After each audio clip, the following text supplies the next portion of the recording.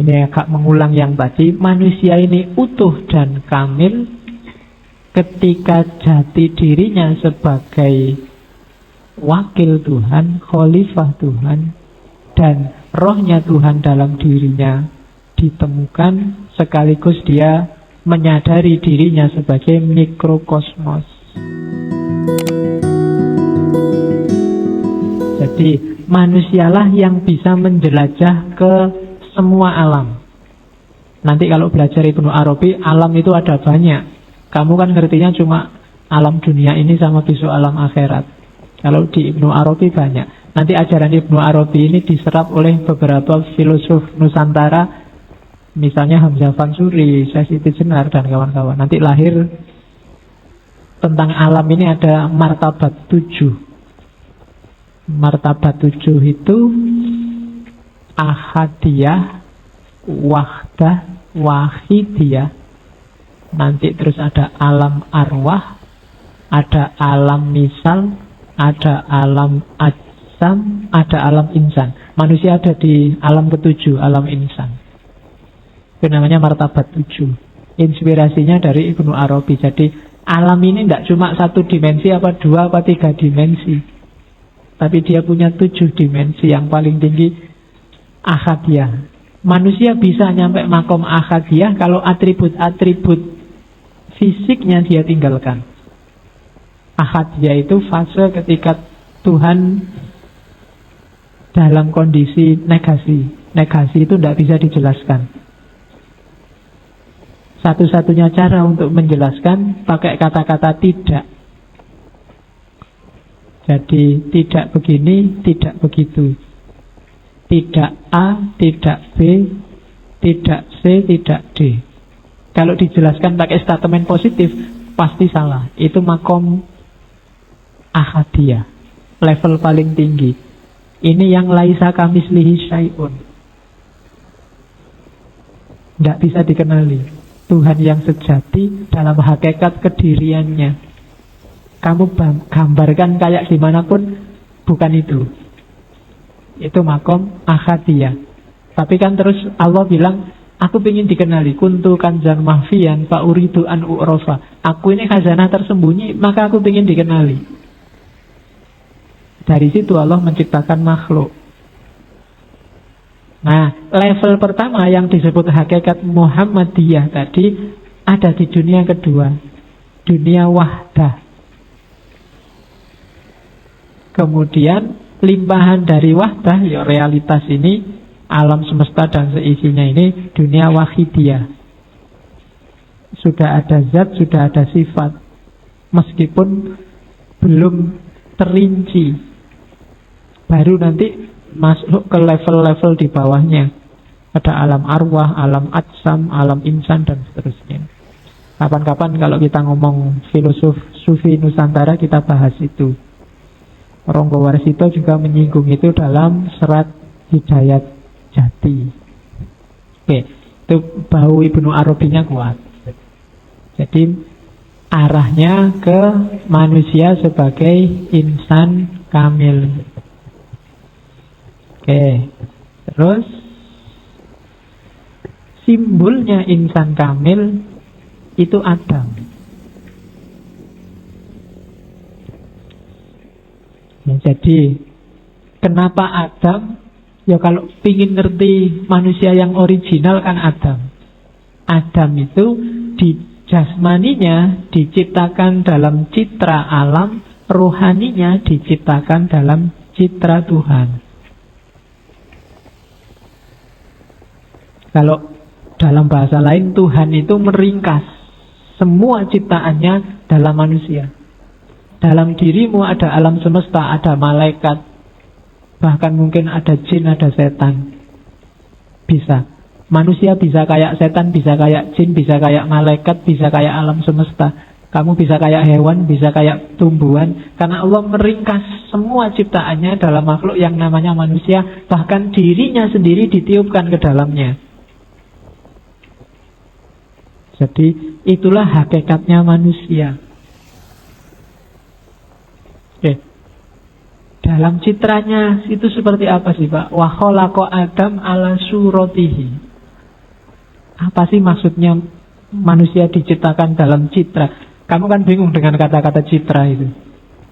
SBY sukanya pencitraan. Terus siapa kalau ada orang yang kamu benci melakukan kebaikan, kamu tuduh pencitraan. Apa sih janjane citra itu? Jadi yang dimaksud ala suratihi itu dalam diri manusia diberikan semua nama-nama Tuhan sebagai potensi karakternya. Semua nama Tuhan, sebut saja Asmaul Husna, itu dalam dirimu ada semua.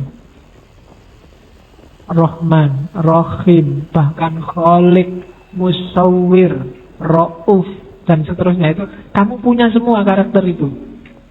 Pencipta, manusia bisa banyak mencipta. Dia punya sifat namanya kreatif. Ya kan?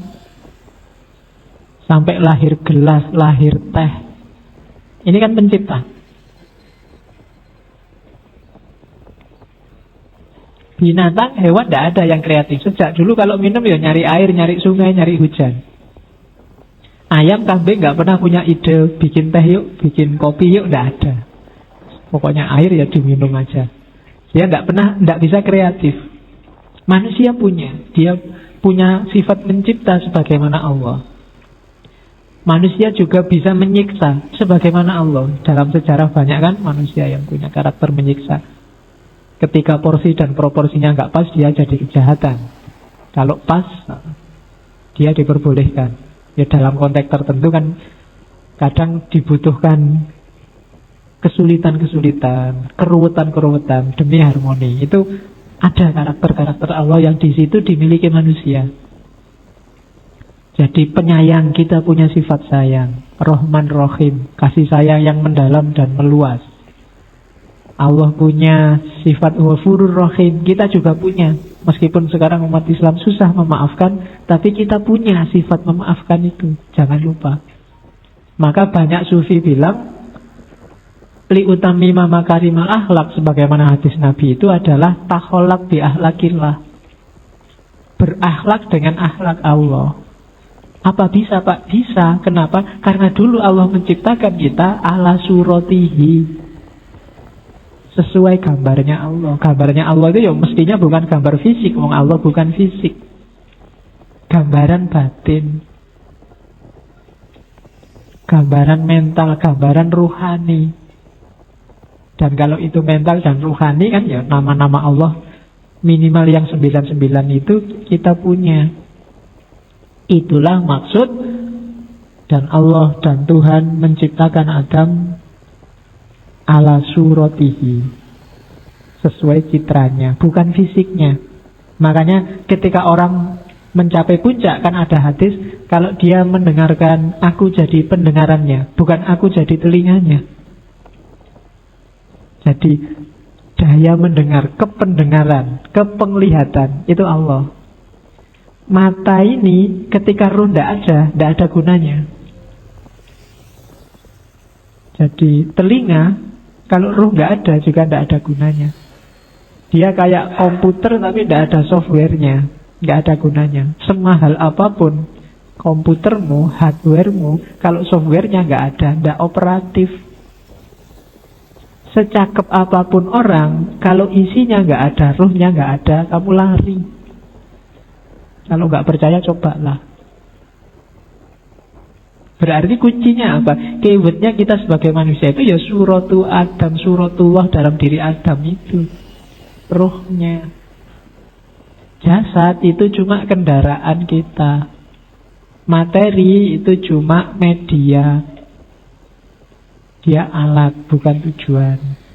Jadi jasad itu memang dikasih Allah untuk mewujudkan tujuannya rohani.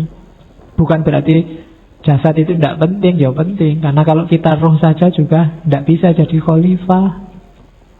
Makanya kita roh dan jasad. Jadi ala suratihi itu dalam diri kita terkumpul nama-namanya Allah. Makanya sebelum turun ke bumi kan ada cerita, ada ayat yang bilang wa 'allama adamal asma'a kullaha. Jadi untuk membangun citra Adam sebagai wakil Allah di muka bumi, dalam diri Adam asma'akullaha. Jangan diartikan alama itu terus Adam di depannya Allah, terus Allah ceramah gini kan nggak gitu. Ya mestinya ya sama Allah langsung dikasihkan ke dalam diri Adam asma itu. Dari situlah nanti Adam menerjemahkannya dalam kehidupan. Jadi itu memang skenarionya Allah begitu. Karena itulah maka semua malaikat, bahkan iblis disuruh sujud pada Adam. Karena dalam diri Adam ada kualitas Tuhan.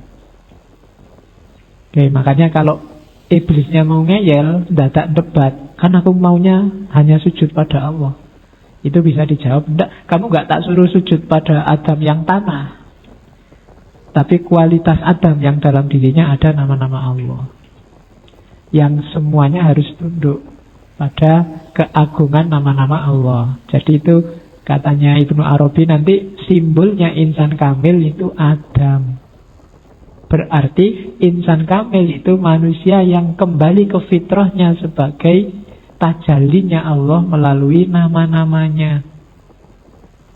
Berarti manusia paling sempurna adalah manusia yang berakhlak mulia.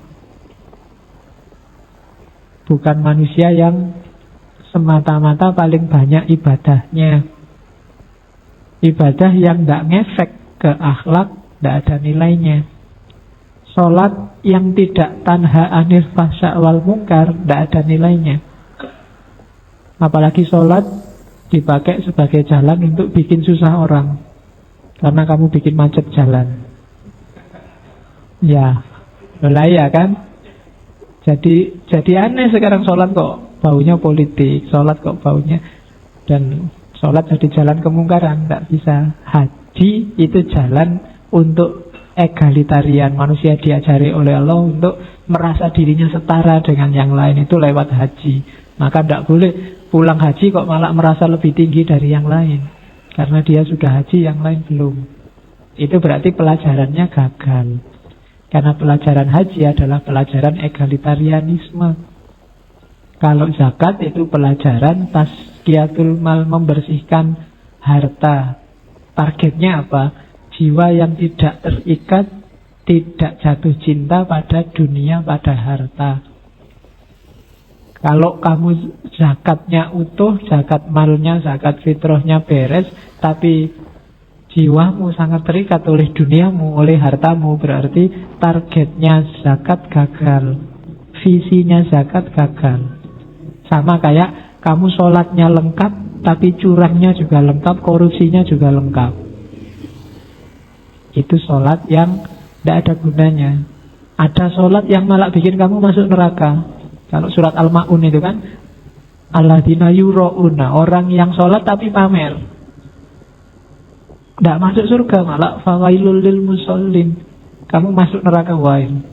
Kalau sholatnya untuk pamer, untuk menunjukkan bahwa kamu orang alim, bahwa kamu komitmen pada agama, meskipun sedang musafir tetap sholat dan masuk TV.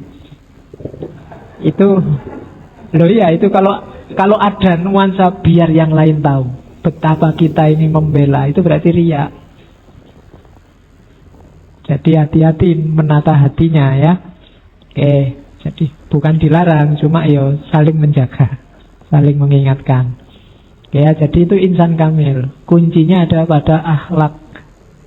Takholak bi akhlakillah, hidup dengan landasan asmanya, nama-nama Allah. Terus, nah, ini ada definisi yang berbeda kalau di Ibnu Arabi.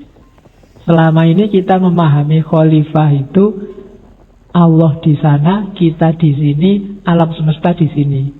Terus kita disuruh oleh Allah untuk ngopeni alam semesta. Itulah khalifah.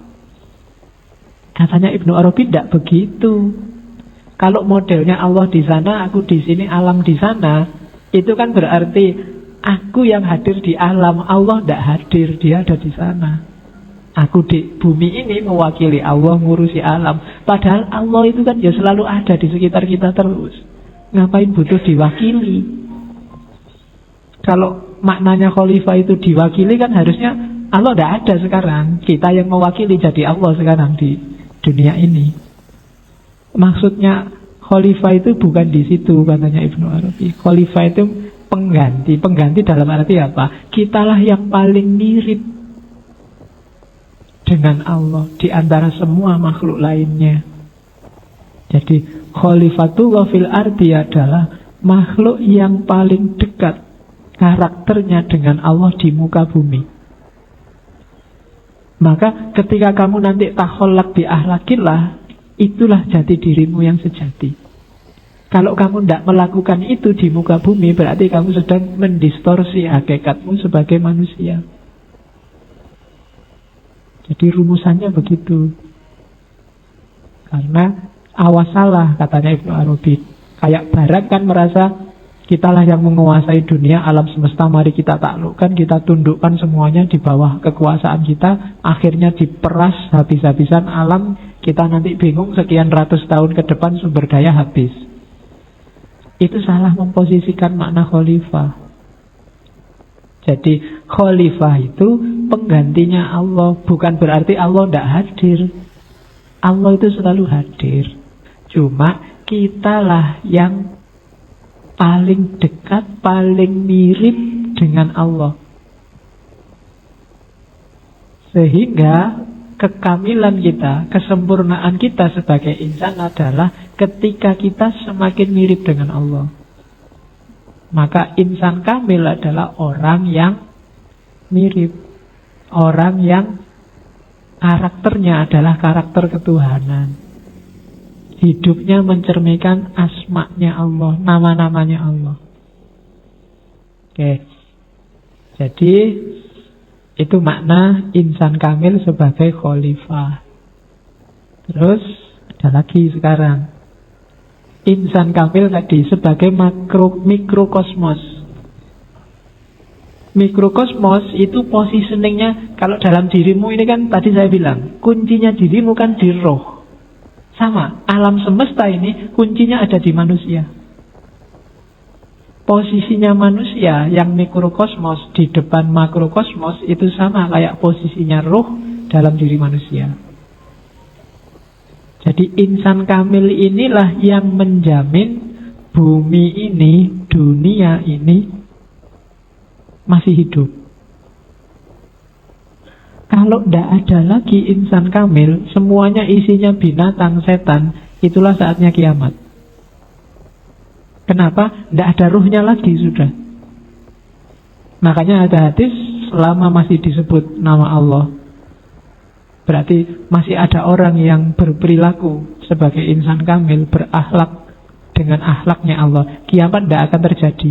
Berarti apa? Ruhnya masih ada, masih hidup.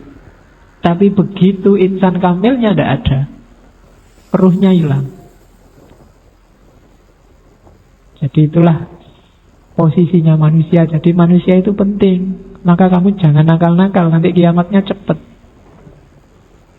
Semakin habis insan kamil, ya semakin dekat kita sama kiamat. Kenapa? Karena kita ruhnya. Rusaknya dunia ya karena manusia, harmoninya dunia karena manusia. Jangan salah. Tidak karena yang lain. Ya kan? Kenapa kok ozon robek? Kamu kan selalu menyalahkan ini karena pemanasan global. Ya tidak, pemanasan global ya ujungnya manusia. Banyak bencana. Kalau dicermati nanti ujungnya ketemunya manusia lagi. Banjir Pak sekarang. Ya mesti manusia. Kalau nggak percaya coba dicek. Ya kan? Jadi diri kita ternyata tidak mencerminkan asma Allah dalam banyak hal.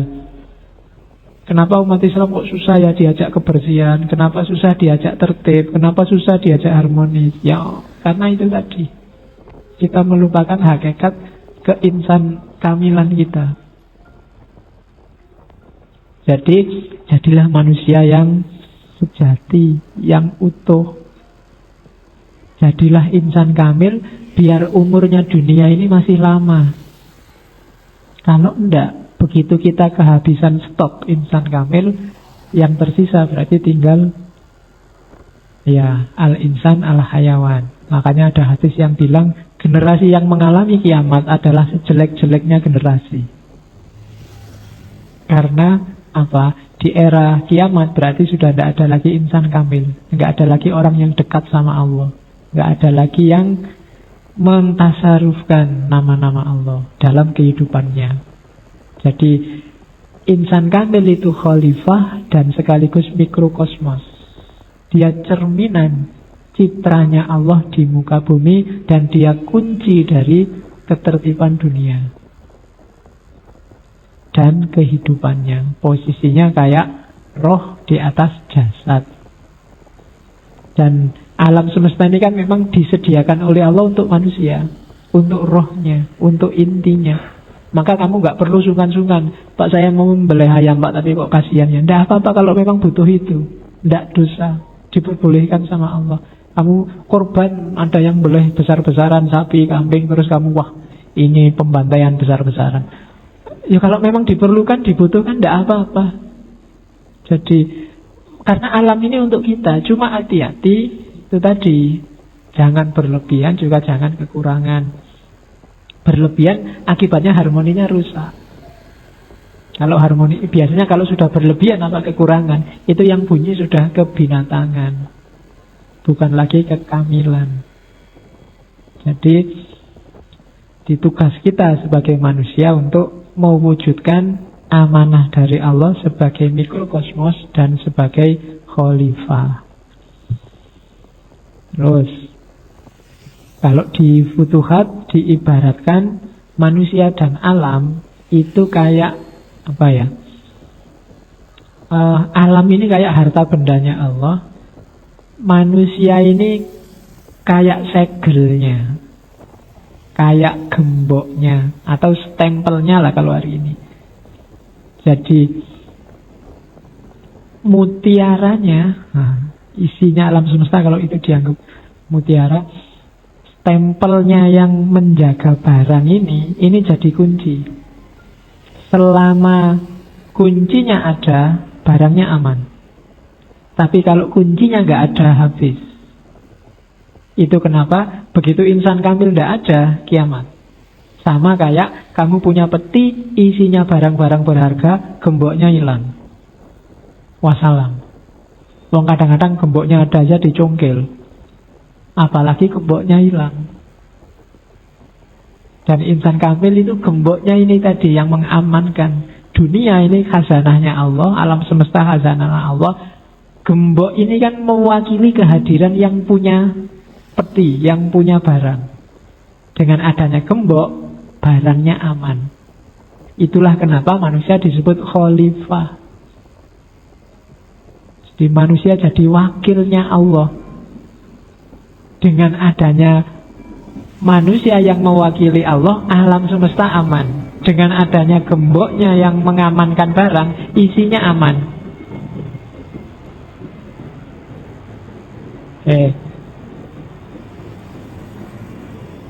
Jadi itulah posisinya Adam di atas alam semesta.